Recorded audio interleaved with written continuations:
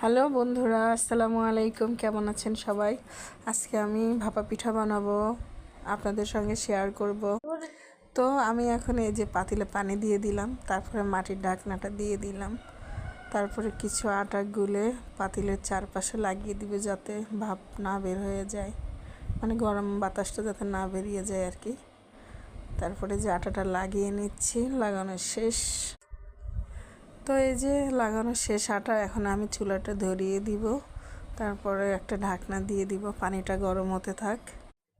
তারপরে এখন এই যে আমি আগে থেকে আটাটা লবণ দিয়ে মাখিয়ে রেখেছিলাম, আটাগুলো চেলে নিব। চালা হয়ে গিয়েছে, তারপরে এখন পিঠাটা বানিয়ে নিব। বন্ধুরা, আমার অনেক ঠান্ডা লেগেছে, এজন্য ভালোভাবে কথা বলতে পারছি না। তো এই যে দেখো, আমি পিঠা বানিয়ে নিচ্ছি, এখন গুড় দিয়ে দিব, এরপরে নারকেল দিয়ে দিচ্ছি, একটু বেশি করে দিচ্ছি। অল্প পিঠা বানাবো, আমরা মাইপুর দুজনে খাবো, তো বাসায় মানুষ বেশি নেই, তাই অল্প কিছু পিঠা বানাবো, গরম গরম খাবো। তো এই যে পিঠা সাজানো হয়ে গিয়েছে, এখন পাতিলে দিয়ে দিব। এই যে দিয়ে দিলাম,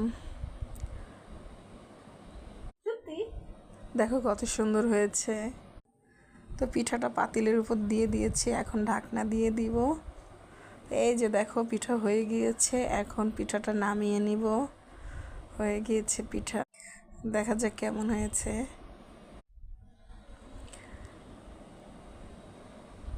অনেক সুন্দর হয়েছে পিঠা, দেখো একটুও ভাঙেনি। আমি গত বছর ফার্স্ট টাইম ভাপা পিঠা বানিয়েছিলাম 2025 সালে, এবার 2026-এ দ্বিতীয়বার বানালাম। খুব সুন্দর হয়েছে পিঠাগুলো। বেশি পিঠা বানাইনি, মাত্র 4-5টা পিঠা বানাইছি।